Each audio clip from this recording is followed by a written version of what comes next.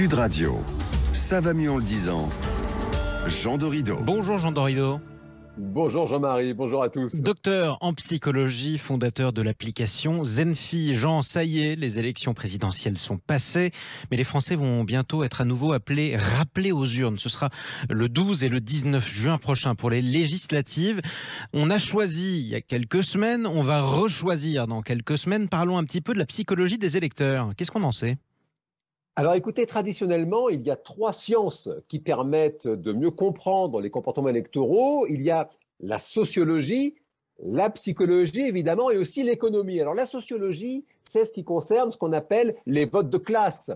Comment votent les ouvriers, comment vote la jeunesse, comment votent les professions libérales par exemple. La psychologie, en revanche, ça concerne l'individu proprement dit. Comment est-ce qu'une personne va s'identifier à une idéologie, un parti politique ou un candidat. Et puis, la dernière science, l'économie, c'est comment finalement est-ce qu'un électeur va prendre en considération un élément, une question économique qui le concerne pour précisément faire un choix tout à fait rationnel, cette fois-ci, dénué de toute ambivalence, on va dire, affective ou émotionnelle. Donc là, du pragmatisme. Sur quel sujet, par exemple ?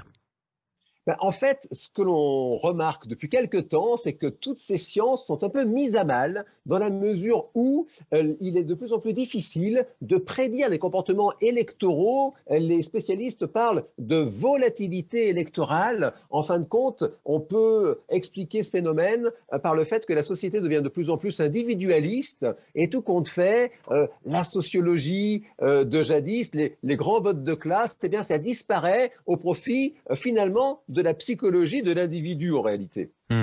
Alors justement, Jean, on entend beaucoup d'analyses qui parlent de dynamique aux législatives, qui vont dans le sens des résultats à la présidentielle. Comment est-ce que la psychologie peut expliquer un tel phénomène ?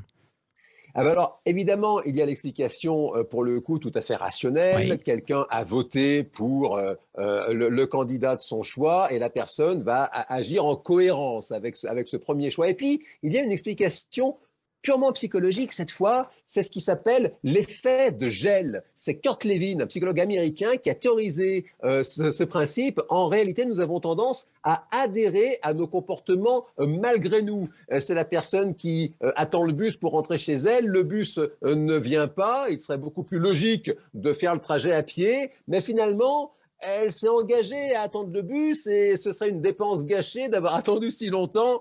Elle se retrouve un peu piégée. Et c'est la même chose finalement pour le vote.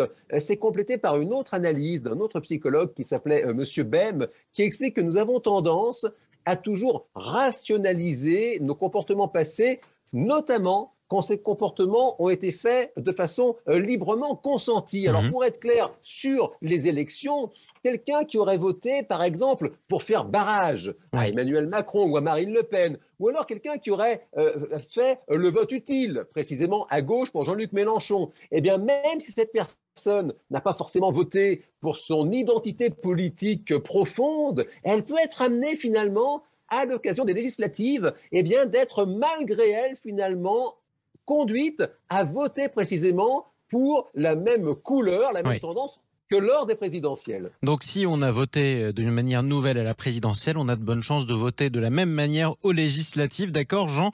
Mais est-ce que les 12 et 19 juin, les personnes changent ? Il y a quand même 577 élections différentes dans chaque circonscription.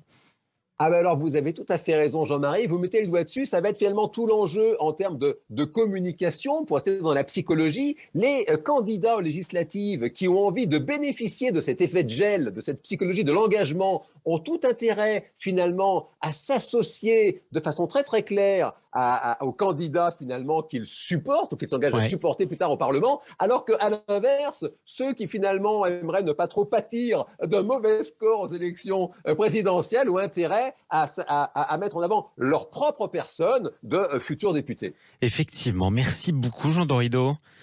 Merci Jean-Marie. Je rappelle qu'on vous retrouve le week-end prochain, docteur en psychologie, fondateur de l'application Zenfi, auteur de ce livre, Le bonheur est une science exacte. C'est publié chez Larousse. À bientôt Jean.